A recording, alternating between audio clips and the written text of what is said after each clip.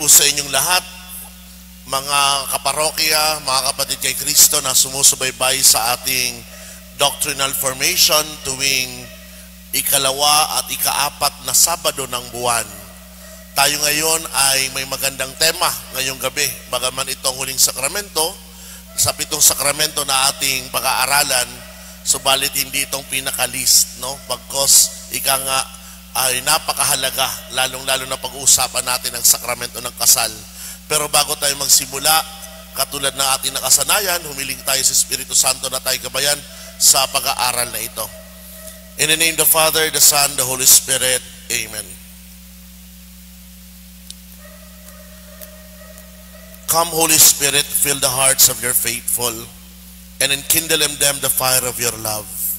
Send forth your Spirit, and they shall be created, and you shall renew the face of the earth. O God, who does instruct by the light of the Holy Spirit, grant us by the same Spirit that we may discern what is right, and ever to rejoice in His divine consolation through the same Christ our Lord. Amen. In the name of the Father, the Son, and the Holy Spirit. Amen. So mga kapatid, sa gabing ito, pag-aaralan natin ang sakramento ng kasal. Katulad ng ating mga naging kaugalian sa pag-aaral, yamang ito ay katuruan ng simbahan, dapat ang ating pagbabasihan mismo ay ang kanyang dokumento. At wala nang pinakamagandang dokumento kundi ang mismong aklat na tinatawag nating The Catechism of the Catholic Church. Katulad ng ating palaging ginagamit, we will use the compendium of the CCC. At para sa gabing ito, panimula, pumunta tayo sa bilang 338. Anong nakalagay doon? Itong katanungan. For what ends has God instituted matrimony? Ano nga ba ang dahilan bakit may kasal? Anong plano ng Diyos sa kasal? Dahil minsan napagandang katanungan ito, lalong-lalo na akma sa panahon natin, marami sa ating mga kapatid na Katoliko, kung ating tatanungin, para bang hindi na naniniwala sa kasal? O ang ilan naman, para sa kanila ang kasal ay para sa mayayaman at may kaya lamang. Subalit sa simula, hindi naman ganito. Sa aking palagay bilang nagtuturo, isa lang dahilan. Ang kakulangan ng ating kaalaman sa doktrina ng simbahan patungkol sa kasal, marami tayong agam-agam, marami tayong iniisip na akala natin ganoon. Kaya nga napakainam palagi na makinig, matuto, upang sa ganon mahubog tayo, lalong-lalo na pagdating sa mga sakramento na meron ng ating simbahan. So sa katanungan ito, na kung saan tinatanong, what ends as God instituted matrimony? Ito ang nilatag na sagot ng simbahang Katolika. The matrimonial union of man and woman, which is founded and endowed with its own proper laws by the Creator, is by its very nature ordered to the communion and good of the couple, and to the generation and education of children. According to the original divine plan, this conjugal union is indissoluble. As Jesus Christ affirmed, what God has joined together, let no man put asunder. So kung ipihimayin natin ang mismong tugon ng simbahang Katolika, sa unang pangungusap pa lamang, iniisip na ng simbahan ang kapakanan, una, ng mag-asawa. Ikalawa, iniisip rin ng simbahan ang kapakanan ng mga anak. Kaya nga, dito sinabi niya, by its very nature, ordered to the communion and good of the couple. Yun ang una. Ikalawa, sinabi rin dito, to the generation and education of children. So, ang pagsasama pala, ang pagpapakasal pala, hindi lang dapat iniisip ng mismong magpapakasal ang kabutihang mapupulot nila sa mismong pagsasamahan. Dapat nandun rin ang pag-iisip ng kabutihan at kapakanan ng mga anak. Doon pa lamang kapag mapapahintukan, mapagpagninilay. Ay mo, may mga maling practices talaga tayo sa panahon ngayon. Lalong-lalo na sa mga mag-asawa na hindi binabalikan ang mismong katuruan ng simbahan. At nandito tayo para palalimin, unawain ang katuruan mismo ng simbahan sa basihan na dapat nating pinanghahawakan bilang mga Kristiyanong Katoliko. Mamaya, papalalimin natin yan. Anong ibig sabihin na good of the couple? Anong ibig sabihin na good of the children? Pero bago yon, may isa pang pangungusap dito na nakalagay. According to the original divine plan, this conjugal union is indissoluble. Binigyan rin diin ng simbahan na ang pagsasamang ito ay kailanman hindi mapaghihiwalay. Kailanman hindi mapapawalang bisa. Dahil kung gagamitin nga natin ang mismong katuruan ni Jesus, walang sino man ang pwedeng makapagdudulot ng paghihiwalay ng mag-asawa. Mapunta tayo ngayon sa tinatawag nating introduction para sa gabing ito. As introduction, the way parents love their children and the way they care for each other make us think of the greatness of the sacrament of marriage. Ito yung kadakilaan ng sakramento ng kasal. Kapag iniisip palagi ang pagmamahal. Una, ang pagmamahala ng mag-asawa.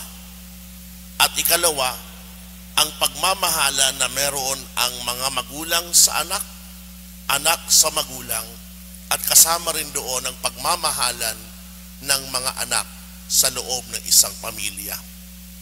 So, do we properly thank our parents for all they do for us?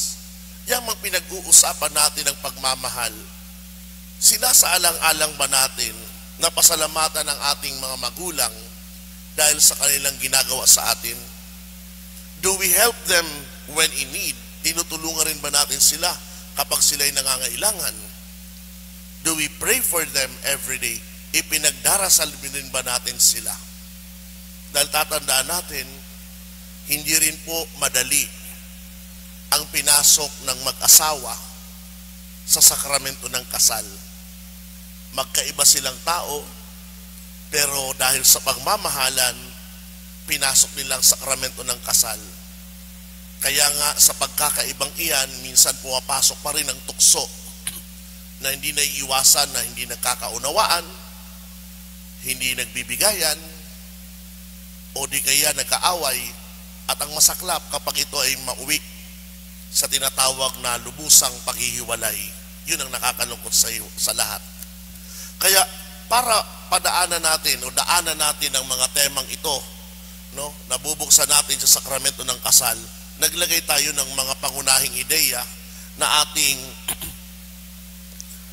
tatalakayin sa gabing ito. Lahat ng ito, mga kapatid, ay may kaugnayan sa bilang na ibinigay ng Katesismo ng Simbahang Katolika. So kung bubuksan natin ang point or question number 338 onwards, lahat ng iyan ay siyang nilalaman ng mga main ideas na meron tayo.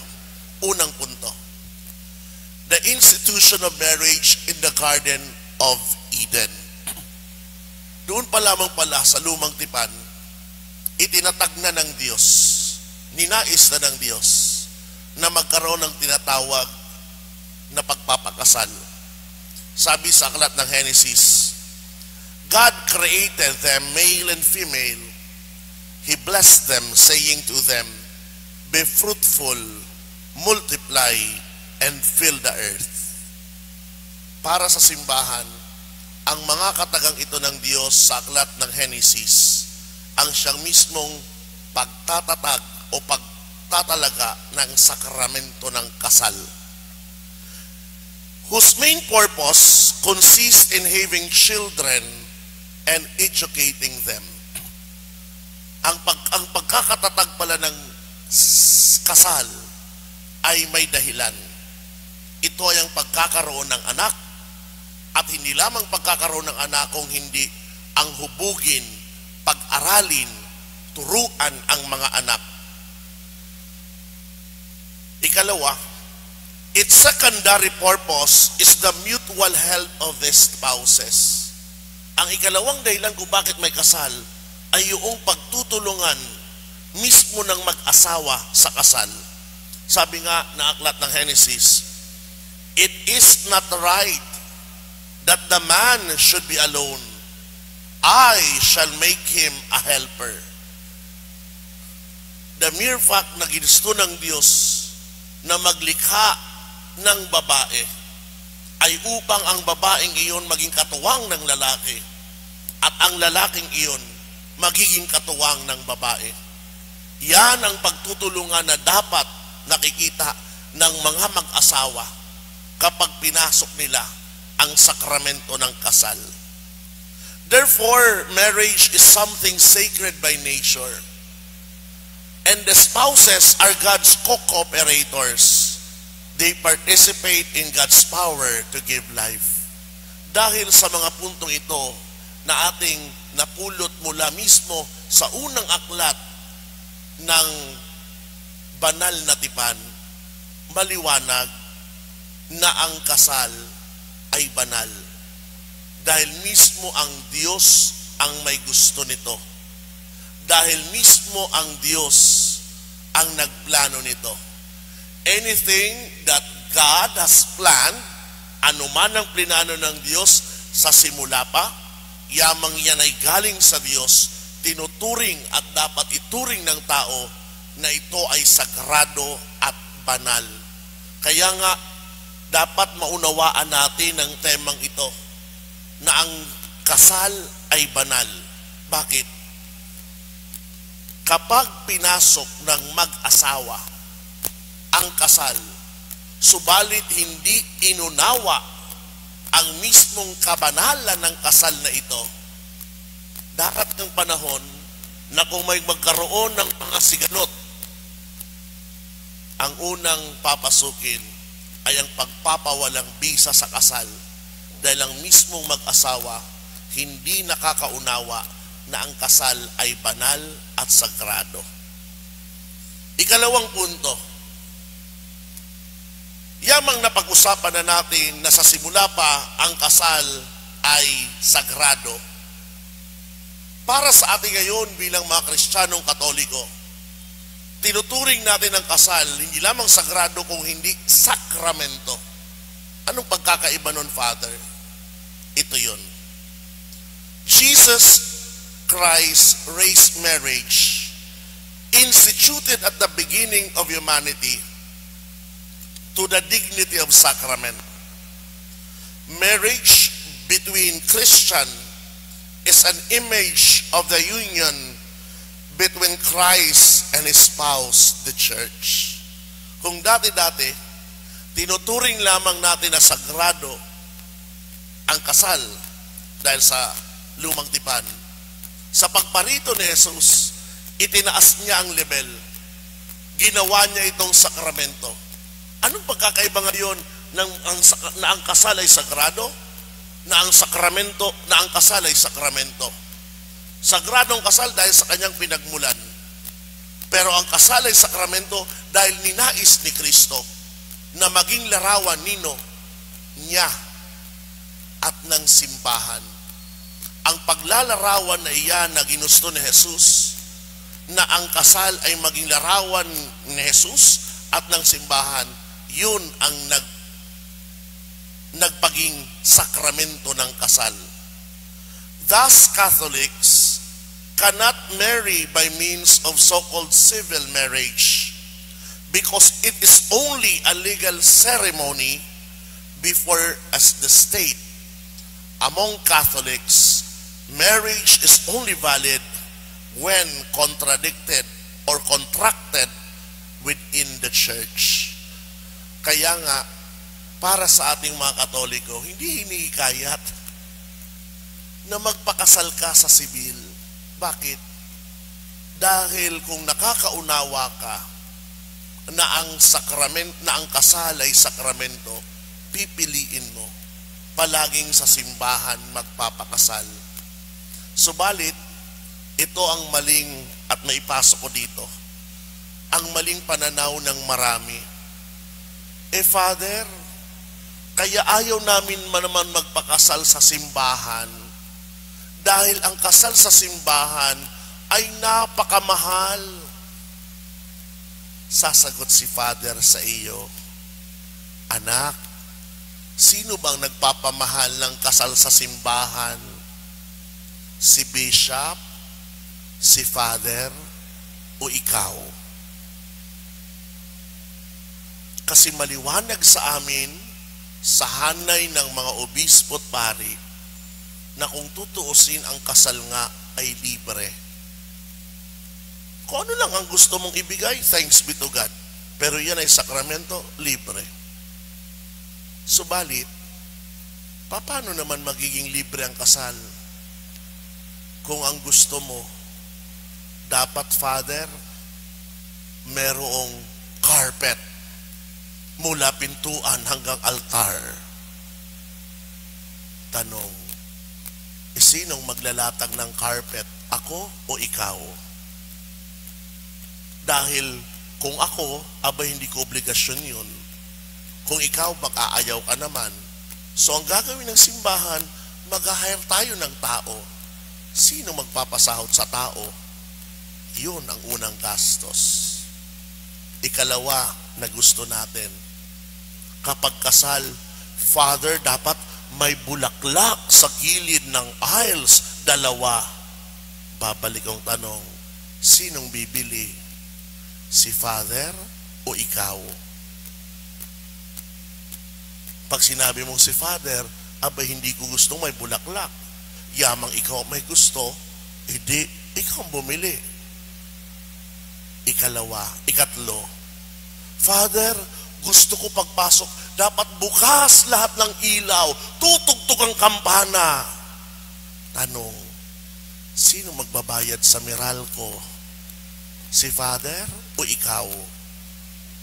Alangan naman sasabihin mo, ikaw na lang, Father. Ikaw mo lahat ang may gusto, tapos ngayon, ipapasa mong responsibilidad sa akin? Ika-4, ano pang gusto natin? Dapat maraming mga imbitado. Sino magpapakain? Si Father o ikaw? Alangan naman ako. Ikaw may gusto. Marami tayong gusto sa kasal sa simbahan na kung tutuusin, hindi mahalaga. Kung praktikal ang isang Katolikong ikakasal, ang kailangan mo lang, ang iyong sarili, kayong magpapakasal, isang ninong, isang ninang. Kung nandyan inyong mga magulang, hindi mas maigi. Magulang ng lalaki, magulang ng babae. Gawin natin ang kasal. 15-20 minutes, tapos yan. Marami na akong ginawang ganoon ang natulungan. Murang-mura pa kasi pagkatapos, kumain sila sa labas. Nandyan ang mga fast food, hindi ko napapangalanan kasi baka ma-commercial pa. Pero ang punto, be practical. If we want the sacrament of matrimony, it is possible. Pinagigiitan ko ito, mga kapatid. Bakit kamo? Dahil itong mga nakaraang, sabihin natin 2 taon, kinalulungkot ko bilang pari, napunta ko sa Perpetual, sa Tanyag, Taguig. Napunta ko sa parokya ng Our Lady of the Poor, sa Western Bikutan, sa Taguig. Paulit-ulit ko na, pinangangaral ito sa mga youth. Lingkod pa ng simbahan, ang kahalagahan ng kasal. Pero mababalitaan mo, magpapakasal sa Huwes, magpapakasal sa kay mayor, nakakalungkot yun. Bakit? Dahil ako bilang parish priest ng mga parokyang iyon, tinuruan ng mga kabataang ito, pero hindi pumasok sa kanilang ulo ang kahalagahan ng kasal bilang sakramento. Kasi mas pinili nila na magpakasal saan? Sa civil. That's not a sacrament. And mind you, you cannot receive the sacrament of Eucharist. Bakit? Nagsasama kayo sa kasalanan. Ang nagsasama sa kasalanan ay hindi maaaring magtanggap ng sakramento. Pinagigiitan ko yan lalong-lalo na sa mga nakakarinig ngayon. Kung ikaw ay lingkod ng simbahan at youth ka, there's no excuse na sasabihin mo, Father, malang sa ang kasal sa simbahan. Several times I repeated it. Hindi ko na nga mabilang ang mismong sinabi ko kanina mula na naging pare ako, na hindi mahal ang sakramento. Ang nagpapamahal palagi sa sakramento ng kasal ay ang luho, lalong-lalo na ni babae. Pero kung wala ang mga luho na iyon, I tell you, your 1,500 ang layo ng mararating. Bakit? Baka nga sa kainan nyo lang yun malalagay. Kasi ang sakramento mismo simbahan, libre. Kung gusto mo mag-alay, ikaw ang bahala. Depende sa laki ng puso mo. Kaya dito nga, mag-segue lang ako. Kasi naalala ko, minsan sa buhay ni Santa Teresa ng Calcutta, merong dalawang mag-asawa, babae at lalaki, pumaroon sa kanya sa India. Galing sila ng England. Galing sa, sabihin natin, mayamang pamilya. Pagpunta kay Mother Teresa, may dala silang napakaraming, sabihin natin, halaga ng pera. Anong sabi niya kay Mother Teresa? Mother, we are getting married in the church.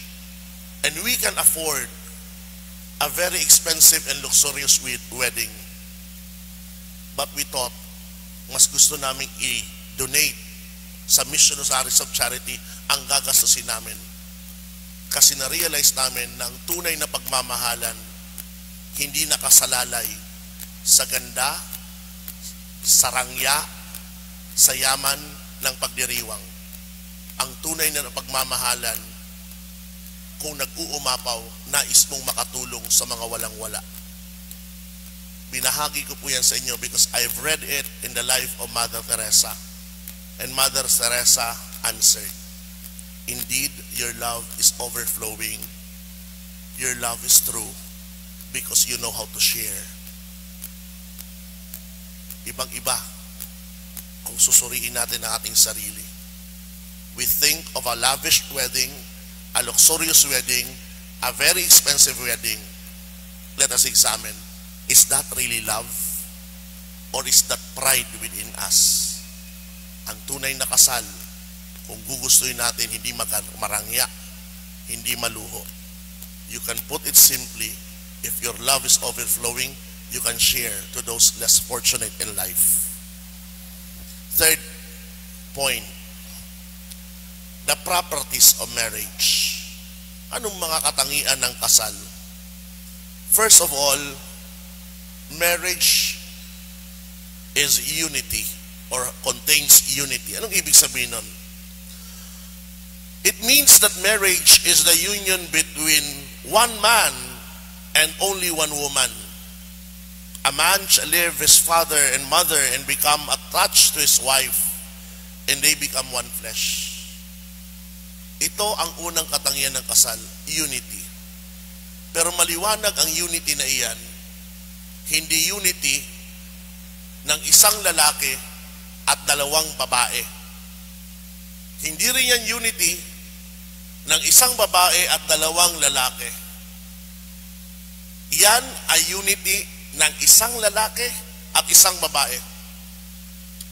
Father, pwede rin ba maging isang lalaki at isang lalaki? Again, no. Hindi rin maaari ng kasal isang babae sa isang babae. Dahil bahagi sa pagiging unity na iyan Another property of marriage is exclusivity. It is exclusive only to one man and one woman, and that's it. Wala nang dagdag, walang bawas, walang kulang, walang alteration. Man and woman. Maganda to. Kasi minsan may nagtanong na sa akin, wala pa man tayo sa katanungan, pero nais ko lang ipasok kasi nandito na tayo. Father, sabi mo ang kasal between man and a woman. Paano kung may pumunta sa inyo? Yung babae, tibo. Yung lalaki, bading. Ikakasal mo ba? Definitely. Because in the eyes of God and of the church, that is a man, kahit ano pang tawag mo. That is a woman, kahit ano pang tawag mo. Pero hindi pwede na parehong lalaki ang pupunta at parehong babae magpupunta para magpakasal.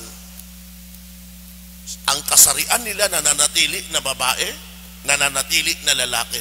Kung nagmamahalan sila at pinili nila mamuhay ng ganoon, because at the end of the day, hindi naman si lalaki na bading ang magdadalang tao. Kung hindi pa rin yung babae na tibo, sabihin mo. Okay? Binibigay ko lang sa inyo. Katanungan po yan sa akin, na akin nakaharap nitong mga nakarang buwan. Another property of marriage is indissolubility. Anong ibig sabihin nito? It means that the marital bond can never be dissolved. Kapag nagpakasal ang babae at lalaki, hindi na maaari silang paghiwalayin maliban lamang saan? Sa kamatayan. Bakit? What God has united, no human being must not divide. Yan ang ating paulit-ulit na napakinggan sa turo ni Jesus mula sa Ebanghelyo ni Mateo. Kaya nga sa simbahan, anuman ang tawagin mo, divorce, legal separation, they are not accepted. Okay? Bakit? Dapat maging maliwanag sa atin that God wanted marriage that way for several reasons. For the good of the children and for the good and happiness of the spouses. It is also good for the whole human society because humanity is made up of families. Paliwanag natin ito. Bakit inilagay na property ng kasal ang tinatawag na indissolubility? Dahil una, ang pinanghahawakan ng simbahan ay ang kapakanan at kabutihan ng anak. Kapag maghiwalay ang tatay at ang nanay, matanong ko doon sa mga naghiwalay na, masaya ba talaga ang mga anak niyo? Kahit sabihin mo pang sa akin, Father, nakikita ko mga anak ko na naaawa sa akin, umiiyak sila. Sila pa nga nagpayo na maghiwalay na kami. Give me a chance to talk to that child of yours or children of yours. Aalamin natin ang katotohanan. Dahil wala pa akong nakita, nakausap, na mga anak ng mga magulang naghiwalay ng totoong nilalaman ng kanilang puso ay masaya. Dahil alam nila sa kanilang sarili na kapag naghiwalay si nanay at si tatay, sira ang pamilya. Yun ang katotohanan. Pero hindi yan nakikita at naiisip ng mismong mag-asawa. Dahil ang iniisip lang nila ay ang palaging sarili at kapakanan nila. Paano nga ba nagsisimula ang paghihiwalay? Ang di pagkakaunawaan. Minsan nagsisimula sa pagiging hindi tapat. Infidelity. Lack of love. Kaya pag ganito nangyayari, ano mangyayari sa pamilya? Kung mabalitaan nila ang kanilang tatay, may karelasyon, Ang masama pa, kung mabalitaan nilang kanilang nanay may karelasyon, do you think that children are in favor with that? Wala naman sigurong mga anak na magsusuporta sa kanilang nanay na, sige nay, wala si tatay, nasa abroad, magkaroon ka ng karelasyon. Are you out of my mind? No? Walang ganoon. Dahil ang gugustuhin palagi ng pamilya, ng mga anak, magkasama at makita ang pamilyang iyon masaya. Nakakadurog ng puso minsan bang makita mo ang mismong mga kabataan ng sirang pamilya. Kaya nga yan ang palagi kong panawagan sa mga tatay at nanay na ngayon pa lamang nagpapasya na naman na maghiwalay dahil hindi raw masaya na ang pagsasama. Bakit? Nang nagpakasal ka ba, hinanap mong kasiyahan o hinanap mong pagmamahal? Kaya ako palagi ganun kapag nagtatanong sa mga mapapakasal, are you entering marriage because of happiness or because of love? Because if you are entering marriage because of happiness and not of love, a day will come that you will not be happy. Pag hindi ka na masaya, maghihiwalay kayo. Pero kung pumasok ka sa kasal dahil sa pagmamahal, kahit nag-aaway kayo, kahit may mga hindi kayo pagkakasunduan, magpapatawaran kayo sa isa't isa. Bakit? Mahal niyong isa't isa. Ang mismong problema sa mga nagpapakasal, they do not know the reason why they enter marriage. Diba? Kasi minsan yun lang eh. I'm happy with you. Masaya ako kapag nandiyan ka. Iba pa nga eh, masaya ako makitang mukha mo. Ngayon, nang payat si Mrs., pag lumobo yan, masaya ka pa rin ba? Let's take that. Because happiness is not the measure, no, of why you enter marriage. Pumasok ka sa kasal dahil mahal ninyo ang isa't isa, regardless of the circumstances that will come. So kung may tanong kayo doon, later, we will entertain that. Fourth main idea. The effects of the sacrament of marriage. Marriage increases the sanctifying grace in those who marry. It has to be received in the state of grace. If not, even the marriage is valid, it becomes a sacrilege. Ito rin ang ating dapat maging paalaala. Yamang ang sakramento o yamang ang kasal ay isang sakramento, dapat si lalaki at babae na papasok sa kasal ay dapat may malinis at dalisay na puso. Walang bahid ng kasalanang mortal. Bakit? Upang sa gayon, ang grasya ng mismong sakramento ay matanggap nila ng buong buo. Pero ito rin ang paliwanag ng simbahan. Kung tinanggap mo ang sakramento ng kasal ng may kasalanan, mortal, it does not make the marriage invalid. But yes, sacrilege has been committed.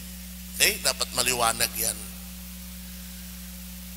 Second point, marriage also confers on the spouses the help necessary to sanctify themselves in marriage life, to educate the children, and to carry out their other marital duties. Ito rin ang palagi nating alalahanin. Kapag ang mag-asawa ay pumasok sa sakramento ng kasal, nakakatanggap rin sila ng tulong ng kabanalan upang magampanan nila ang kanilang tungkulin sa mismong pagpapasok sa sakramento ng kasal. Ano-ano iyon? Una, concerning with each other, doon sa mag-asawa. To love and respect each other, to be faithful to each other, and to help each other mutually. Ito yung isa sa mga biyaya na binibigay ng sakramento ng kasal doon sa mismong nagpapakasal. Ikalawa, patungkol sa mga anak.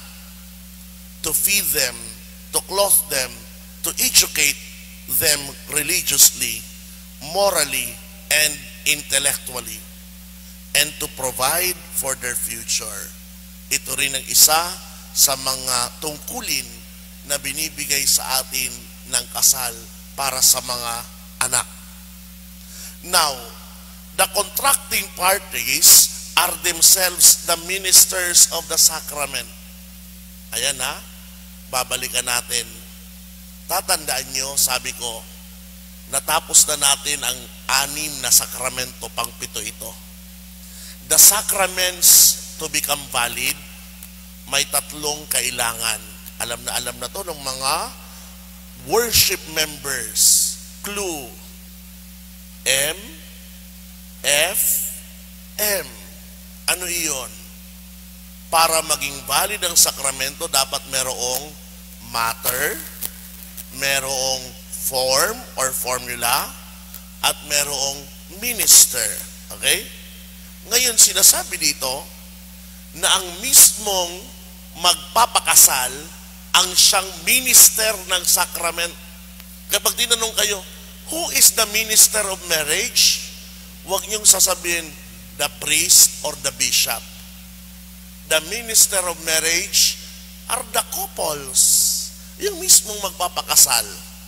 Okay? However, marriage ought to be celebrated before witnesses in the presence of the parish priest or his delegate. Ano ngayon ang trabaho ng pari? Ang tawag sa pari ay qualified witness. Ang tawag naman sa mga ninong at ninang ay witnesses. Okay? Paano kung walang pari na qualified witness doon or ang kanyang delegate, automatic ang kasal ay invalid. Okay?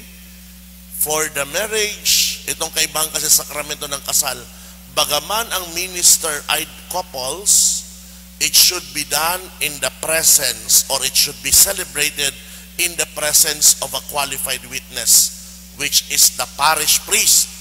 Kung hindi pwede ang parish priest, ang kanyang ide-delegate. Pag wala iyon, invalid ang kasal. Okay? Now, siguro pasadahan na rin natin. Father, kung nabanggit nyo na ang minister at ang qualified witness, no? Ang minister ay couples, qualified witness ay yung mismong pare. Ano yung matter? Ano naman ang form? Yung matter na hinihingi dito ay yung tinatawag na consent ng dalawa na gusto nila. Ang form naman na binibigay ay yung mismong formula na sinasabi ng pare, binding them as husband and wife. No? Mahaba iyon, pero that is the formula. Okay? Later on, I will give you a complete diagram or table of all the sacraments as well as the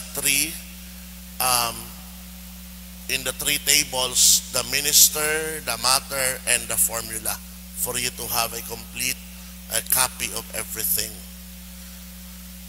Now, let's go to number 5. Marriage, a path to sanctity. Mapat maging maliwanag sa atin bilang mga Kristiyanong Katoliko na ang kasal ay daan rin sa kabanalan. The sacrament of marriage grants to the spouses the graces necessary to sanctify themselves and others. Dapat maging maliwanag to na ang mismong kasal ay daan sa kabanalan ng mag-asawa. Dapat nga magtulungan ang mag-asawa na sila ay parehong makarating sa langit. Diba ang ganda ng mag-asawa minsan, tinatamad si lalaki, tinatamad si babae na pumunta ng misa sa araw ng linggo, Kung tinatama ng mister nyo, ikaw magpaalaala, tara sabay tayo. Anong oras mo gusto?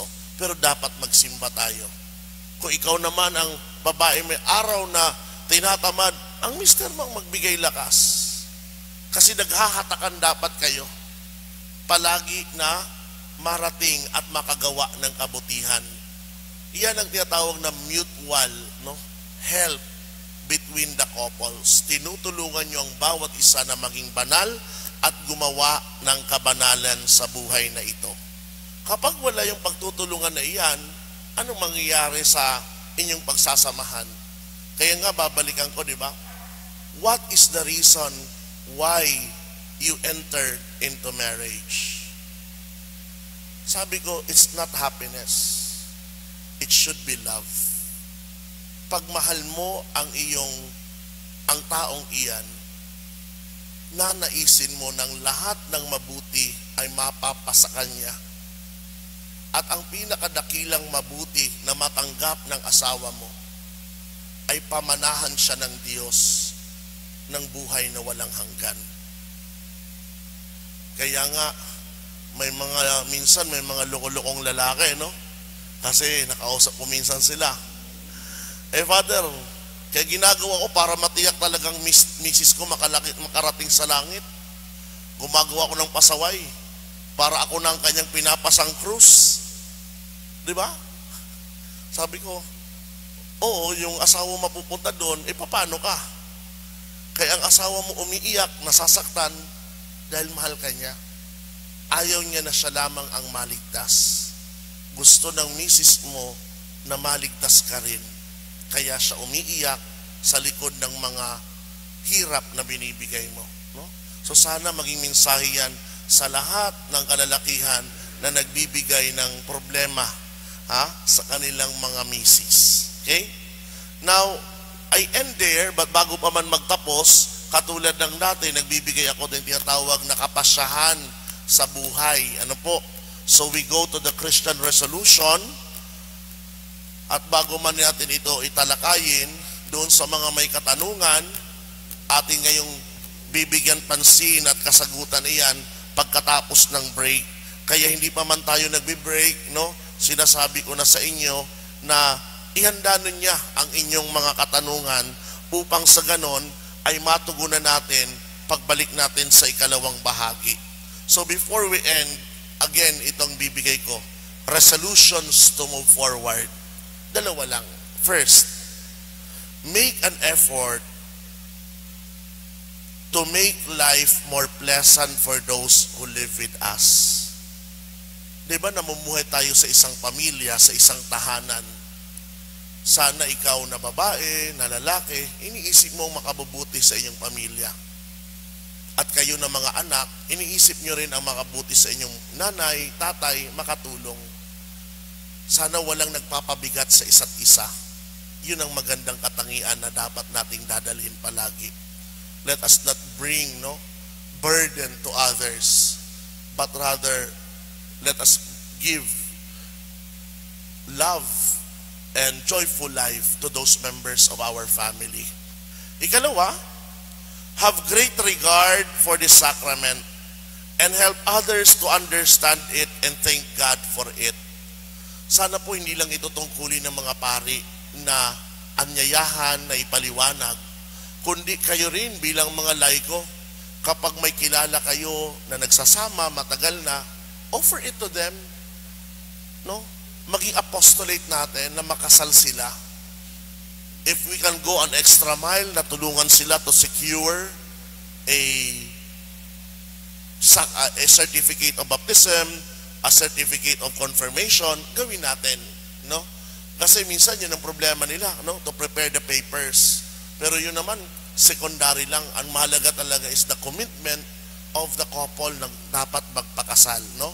Kaya the greatest apostolate in this modern time, no, ay sikapin natin na yung mga mag-asawa o mga nagsasama ay mapakasal natin upang sa ganun maunawaan nila ang kahalagahan ng pagbubuo ng Kristiyanong pamilya, lalo na sa panahon ngayon na lahat halos ng problema sa lipunan ay nandoon sa mga pamilya. Kaya kung mahuhubog natin sila na mamuhay sa mabuting balita, then thanks be to God, we have done our part, no?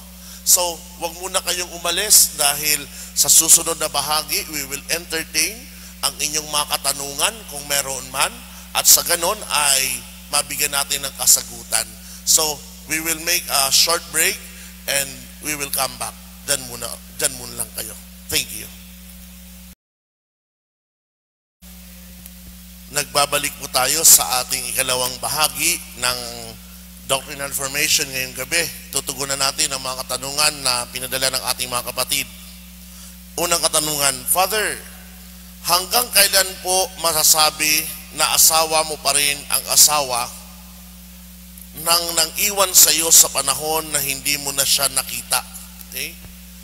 So, ibig ba sabihin na kapag hindi na kayo nagsasama, tumagal sa mahabang panahon, masabi mo bang hindi na kayo mag-asawa? It doesn't go that way. Ang pwede lang magkapagsabi na kayo hindi na mag-asawa ay hindi yung pagkikita. Kung hindi, kapag ang isa sa inyo ay patay na. No? Patay na. Yan ay sa mata ng simbahan. Pero sa mata ng civil, kung hindi ako nagkakamali, sa batas ng civil sa Pilipinas, merong itinakda na taon o bilang ng taon na kapag hindi kayo nagsasama, hindi na kayo nagkikita, wala ng komunikasyon whatsoever, pwede kang mag-file sa husgado na tinatawag nilang presumed dead, no? Presumed dead. So, pinipresume na patay na yon. Kapag ang husgado magsabi na presumed dead na, abay, maaring ikaw ay magpakasal na, no? Pero yun nga, yun ay nasa tinatawag na sibil na batas, no? Pero sa simbahan, ang pinanghawakan natin palagi ay habang hindi namamatay isa o hindi napapawalang bisa, kasi meron rin, tandaan natin ang simbahan, meron rin tinatawag na matrimonial tribunal, no? Ito rin ang opisina ng obispo kung saan pinag-aaralan kung talagang may basihan na mula sa simula pa ang inyong pagpapakasal ay walang bisa. Ang simbahan hindi nagsasabi na maghiwalay kayo, kundi doon pa lamang sa simula may kakulangan ng requirements, kaya walang kasal na nangyari. Dapat maging maliwanag yan. Okay? Kalawang katanungan, Father, kapag ba kasal ang magulang ko, kaso po namatay na ang isa sa kanila, at may kinasama ang magulang ko na buhay pa, mortal sin po ba yun? Definitely. Hindi dahil mortal sin yung pagkakaroon ng relasyon dahil kasal siya dati, no? Sabi ko nga, oras na mamatay ang isa, ang kanilang kasal, automatic na putol yun. Pero ang kasalanan dito ay hindi sila kasal. Yung buhay na magulang mo ay may tungkulin magpakasal muli kung talagang mahal niya ang kanyang kinakasama. Dahil habang kinakasama niya iyan at hindi sila nagpapakasal, sila'y namumuhay sa kasalanan. Okay? Dapat maliwanag yan. Padre, taon na po o maraming taon na po hindi nakita ang asawang lalaki. At pag nagkita po kayo, valid pa din ba na mag-asawa pa din kayo? Nung mga panahon na hindi ko nakikita, kasal pa rin kayo. Hindi dahil nga sabi ko na hindi lang kayo nagkita, wala na. Ulitin ko ang hindi pagkita ng mahabang panahon, ibig sabihin, libre ka na, malaya na rin siya. No. Kamatayan lamang ang maaaring maghiwalay sa inyo. O di naman kaya, yun nga, dadaan sa proseso sa opisina ng obispo. Tiyatawag na nullity of marriage ab initio, at the beginning, since the beginning. Sunod na tanong, Father, paano po yung may mutual understanding yung dalawang mag-asawa na hiwalay na at may kanya-kanyang partner at mga anak? E di mutual rin ang kanilang kasalanang mortal. Yun lang yun. Anong mutual understanding? Sige, hindi na tayo magsasama. Meron na akong babae, sabihin ng lalaki, at sabihin ng babaeng yun, sige, meron na rin akong lalaki, mutual understanding natin, kanya-kanya na tayo, di pareho kayong nagkakasala. Yun lang. Okay? Kasalanang mortal. Sunod na katanungan. Good evening po, Father Mark. Totoo ba na kung hindi maikasal ang mga anak, malaking kasalanan ng mga magulang? Paano kung pinipilit ko sila, ayaw pakasal ko pa rin po ba? Ito po yun, no? Unang-una, dapat maging maliliwanag ang katanungan. Kasi kung ayaw magpakasal ng anak, ba't mo pipilitin?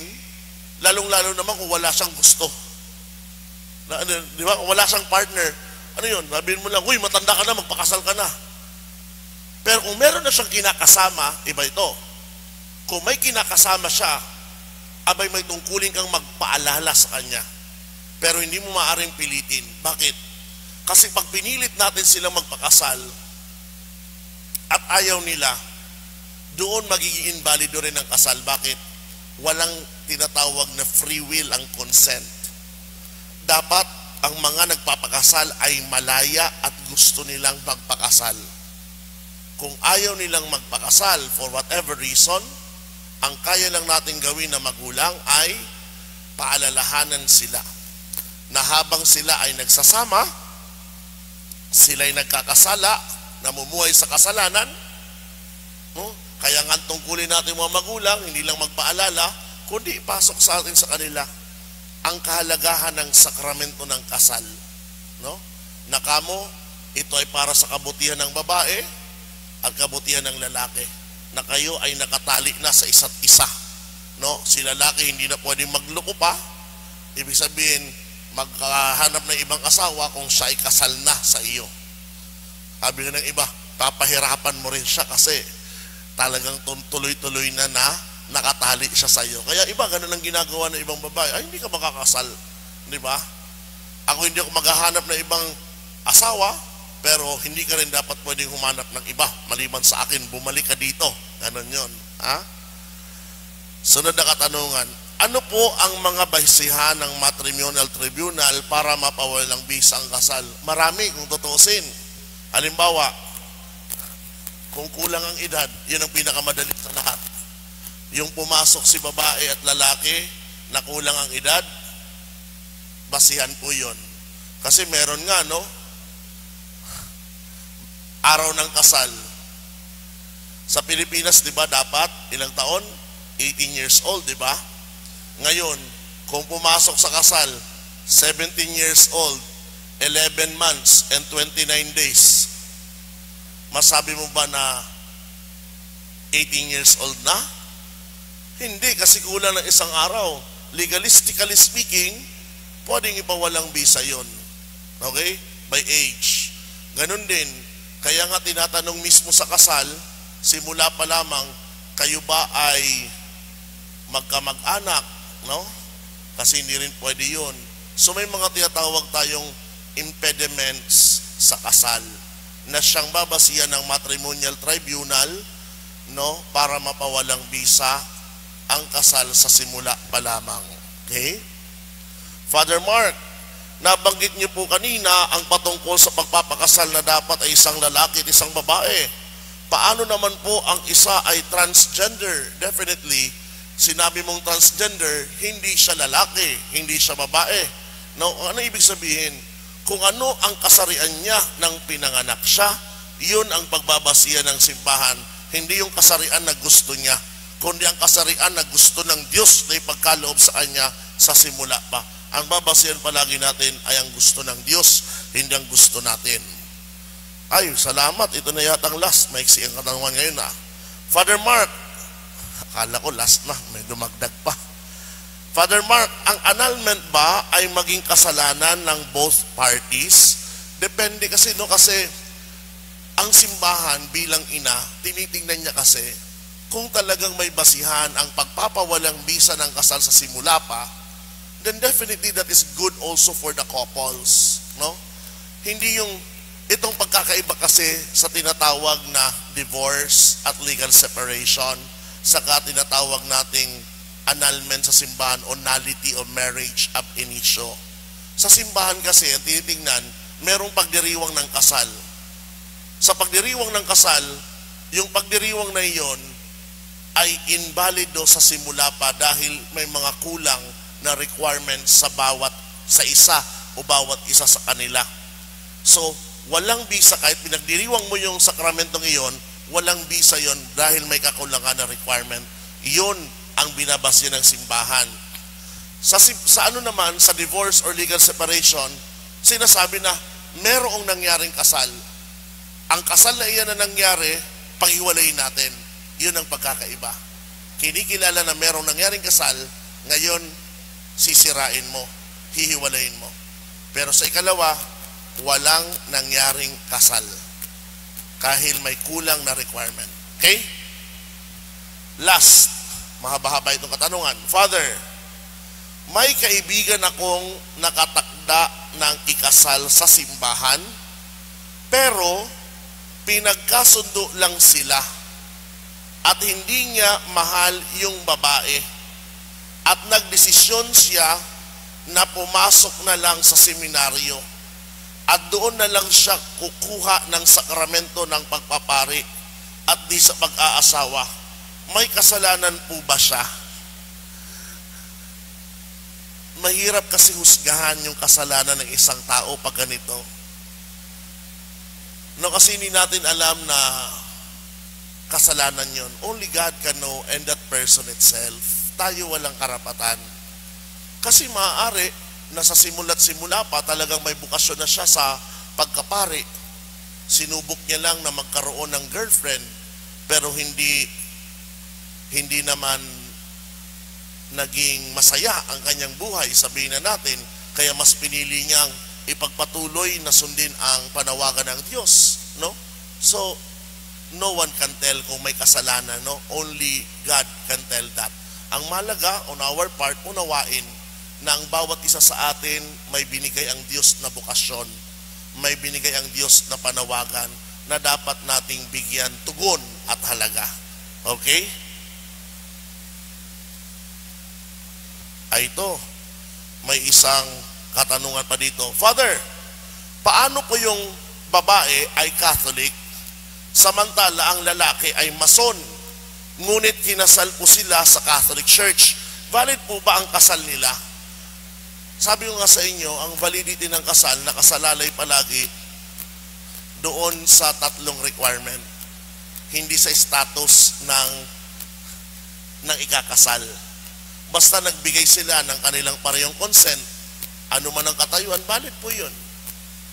Mas maganda pa nga, wala nang nagtanong dito sa atin, Father, pwede po bang magpakasal ang isang Katoliko sa isang iglesia? Valid po ba yun? Sabi ko, nagpapakasal sila at na-comply nila ang lahat ng requirement na dapat sundan sa simbahan, pwede po yun. Dahil sa ating simbahan, ang iniisip natin ay kapakanan ng ating kapatid na ikakasal. Kung ang kapatid natin ay babae, Katoliko, o ang kapatid natin ay ang lalaking Katoliko, pero mas pinili nila na magpakasal sa ibang relihiyon, itong si babae sa iglesia, itong si lalaki Muslim na babae, ang iniisip natin ang kapakanan ng lalaking iyon na magpapakasal. Okay? Kaya kapag na-comply ang lahat ng requirements, valid po yun. Okay? Tandaan po natin sa simbahang Katolika may tinatawag na mixed marriage and disparity of cult. Ano yun, Father? Ang mixed marriage, ito yung pag-aasawa ng isang Katoliko sa isang Christian denomination. Okay? Halimbawa, ito babae, Katolika, magpapakasal sa born again. Ang tawag doon ay mixed marriage. Pero halimbawa, si babae, magpapakasal ngayon sa isang Muslim, ang tawag noon ay disparity of cult. Okay? Pero pwede po yun. Ayan. Salamat at natapos ang ating mga katanungan ngayong gabi. Sana po ay nakapulot na naman kayo ng mga aral, no, at mapalalim ang ating kalaman, lalo na sa sakramento ng kasal. So kung meron po kayong katanungan, just send message. Ito po ay malalagay sa YouTube channel, Paliwanag ni Padre. Ano po? So dito po nagtatapos ang ating doctrinal formation ngayong ikalawang Sabado ng buwan. Magkita-kita po tayo. Bagong tema natin, we will open the third book of the Catechism and we will talk na ngayon tungkol sa moral life in Christ. Okay? Sisimulan na natin ang mga listahan ng kasalanan na maaaring magawa ng isang Kristiyanong Katoliko. Interesting. Okay, magdasal po tayo sa ngalan ng Ama, ng Anak, ng Espiritu Santo. Amen. Aba, Ginoong Maria, napupuno ka ng grasya, ang Panginoong Diyos ay sumasa iyo. Bukod kang pinagpala sa babaeng lahat, at pinagpala naman ng iyong anak na si Jesus. Santa Maria na ng Diyos, ipanalangin mo ay makasalanan, ngayon at kung kami mamatay. Amen. Luwalhati sa Ama, sa Anak, at sa Espiritu Santo, unang-una ngayon magpasa walang hanggan siya nawa. Sumayin Panginoon, at pagpalain kayong makapangyarihang Diyos, Ama, Anak, at Espiritu Santo. Amen. Muli po sa lahat ng ating parishioners at sa iba pang nanonood ng Doctrinal Formation, magandang gabi po, pagpalain kayo ng iyong pamilya. Magkita-kita po tayo muli. Maraming salamat. God loves you.